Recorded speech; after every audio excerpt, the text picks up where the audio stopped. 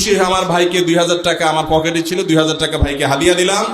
আর আমার লেখা বই ভাইকে উপহার দিয়েছি। তিনি একজন অন্ধ মানুষ হয়ে তিনি মনোযোগের সাথে মুখস্থ করেছেন। বগুড়ার হাফেজ সাহেব যেভাবে শুনিয়েছেন, এটা মিরাকল ছাড়া এটা সাধারণ কোনো বিষয় নয়। আল্লাহু আকবার, নারায়ে তাকবীর, নারায়ে তাকবীর।